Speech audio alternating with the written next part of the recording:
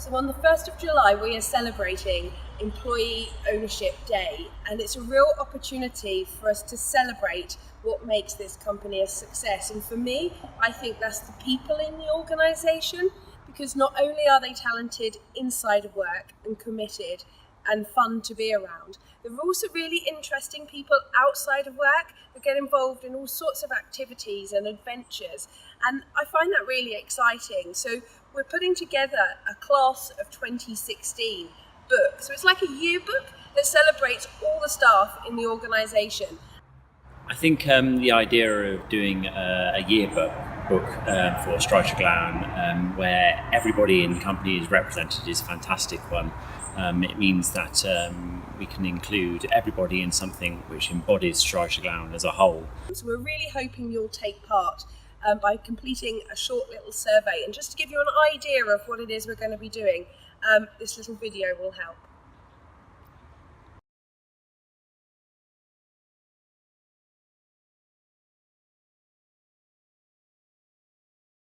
I do lots of things. I like to watch a lot of movies and box sets and get addicted to.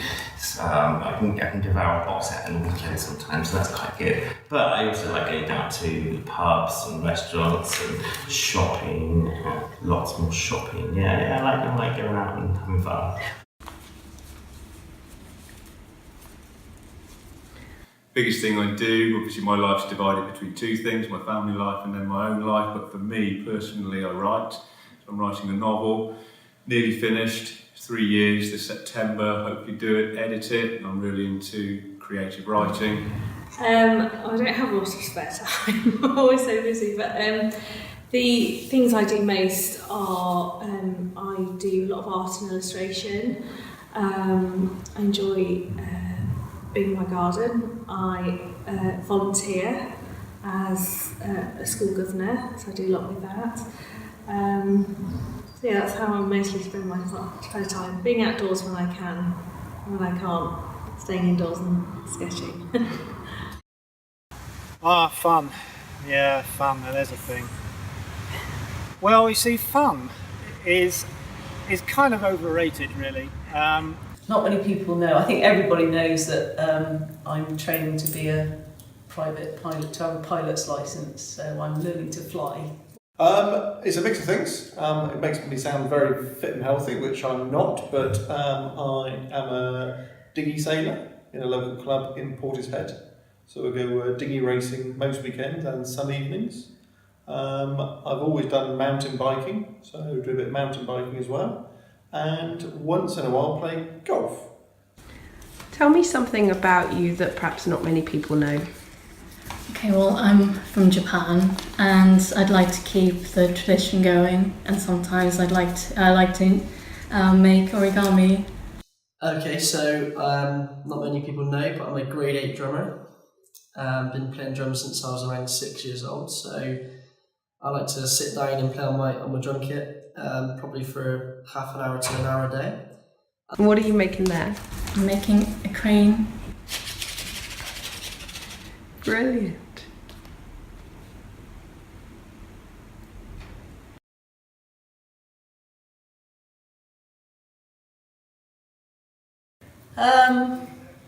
I think that would be Heather Knight. So she's now the England ladies cricket captain. I actually met her about a month or so ago. We did a batting session with her, which was really good, apart from it absolutely threw it down in the rain, which was a bit disappointing. We got very wet. The biggest thing that inspires me are ideas and how those ideas can then be implemented and understood. And then the way in which ideas connect to other ideas. I'm definitely not... I recognise the importance of silo mentalities. You have to understand something. You have to go underground to understand something first, then you have to emerge, and then you have to see how that information that you've understood can then be shared with all of the other information that's out there. That's a really difficult question. there are lots of people that do, but the one that springs to mind, which is not really very current, is Tim Smith. And Tim Smith really struck me as someone who is the most amazing creative person, not necessarily in creating things, but creating an environment in which people can create things, like the Eden Project, like Heligan. I find him the most incredible man, and I'm very, very impressed by him. Oh God, can I ask you another one? That's a really hard one to answer. It is a really hard one. Okay, start again. I think most importantly, probably my dad. Similar to me, he started in a company when he was 16 years old, and he's still there to this day, and he's been there for 43 years. Well, I tend to feel inspired every day. If it's just going on a walk, the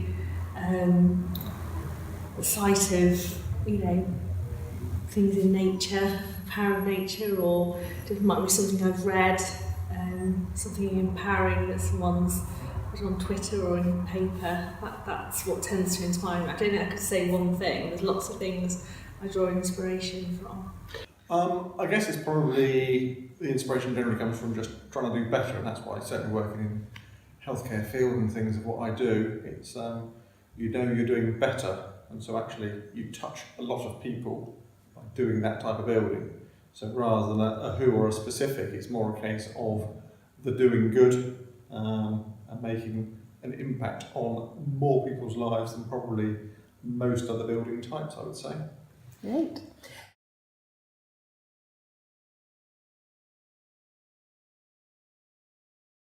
Probably one of my boys. Okay. They're 5 and 7. I trade lives with them because although we were children once, we have absolutely no idea what it is to be a child. They are aliens. The only thing we remember is that period between a child and an adult, which are the smelly years, where we were all just teenagers.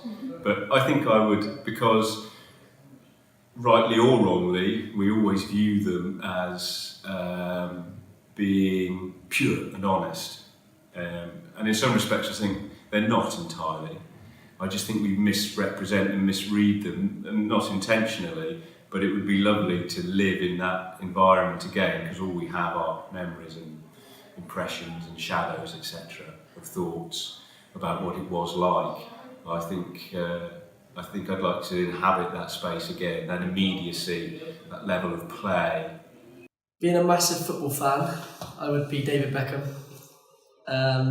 Just because he's quite an inspirational character as well, actually, and growing up I always loved football and I always loved David Beckham, and I've always wondered what it would be like to be him, so I think I'd probably be David Beckham and try and score some free kicks. It's said that everybody has their 5 minutes of fame.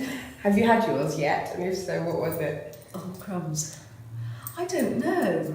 5 minutes of fame. I don't know what mine would have been. I don't think I've had it yet. I think it's yet to come. I think I'd like to be the President of America for a day. Not so that I can make any massive important decisions, just because I quite like the fact that I can go and sit in the Oval Office and people can bring me cappuccinos and things when I want them. Brilliant.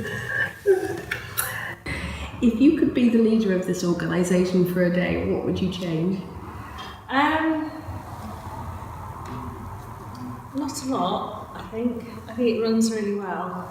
I think I think things like the Green Week are really good. I think they get everyone talking. And I think if there's things just to kind of reinforce those connections we have between all the offices, I think that would be really good. I love to hear what they're up to, and I love the office conference that we have. I think that's great. I've met people who from the other offices that I didn't know before, and I really liked that.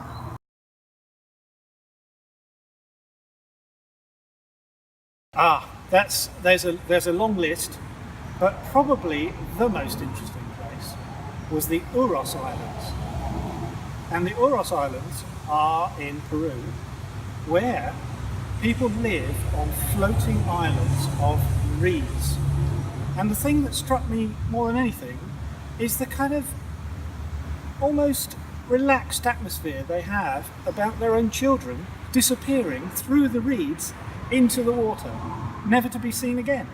And that fascinated me, and I really love the Uros Islands and the Uros people.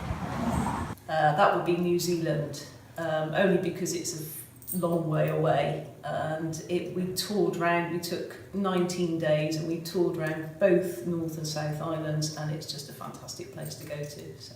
Most interesting was probably Syria, because despite all the problems with the regime and everything like that, out of all of the Middle East when I lived there, they were probably the most friendly and welcoming people across everywhere. And their country is beautiful, and it's just a travesty what's happened and what they've blown up, knocked down, etc. So they've got loads of old ruins, Roman ruins and those sorts of things that are not as famous as Athens, but probably much better preserved, or were much better preserved. So it's good that I got the opportunity to see those before they got blown up. I've been lucky really, because I used to go out on a trolley dolly. So I've been all around the world for pretty much free. Johannesburg was pretty good, but Hong Kong is by far my favourite destination, and I think I've gone back there about 5 times now. So yeah, Hong Kong. What did you like about Hong Kong? But the best thing about Hong Kong is the night markets, because you can just buy so much rat and tat for about 3p. And I love it. I just like the hustle and bustle of it, and the energy, and it's constantly on the move, and the lights, and yeah, it's amazing. It's amazing. Really, I love Hong Kong.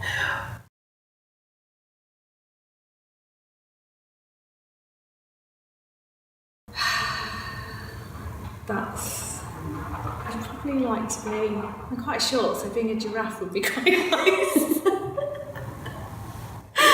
So I could see the world from a different angle rather than down here. What's your best giraffe impression? I'm definitely not doing a giraffe impression. Well, I'd either be an insect or a virus.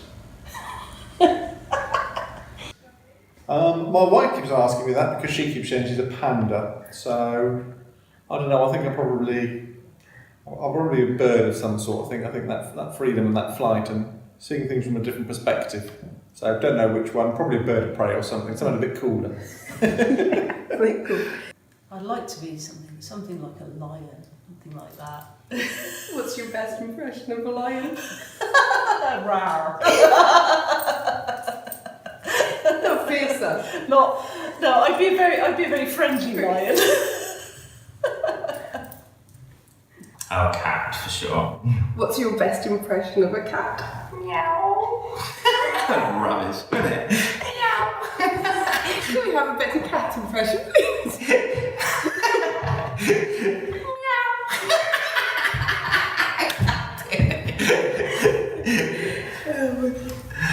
I should have done a dog. Should have been a dog. Should have been a dog. A lion. I was obsessed with Simba and Mufasa growing up, and I've still got my big lion teddy I had on my 3rd birthday. It still lives with me at home, so yeah, I'm obsessed with lions. And what's your best lion impression? Oh, I'm not sure I can do that. Okay, my last question. Oh, another one. You'll love this one. Oh dear. If you had to be an animal, what animal would you be? That's easy. That's an easy one. I would definitely be a gerbil. Principally because they have a very fast reaction, they have a very nice tail, and they live for a very short period of time, so they don't really need to worry about too much, mortgages, the EU referendum. They don't need to worry about any of that. So I think probably a gerbil. And can we see your best impression of a gerbil? It's quite easy. I need to put my cup down for this one. It's quite easy. It's a sort of scratching with the front paws and looking round a bit like a squirrel. So it's a bit of a... That's it. Thank you, Mr. James. Thank you very much.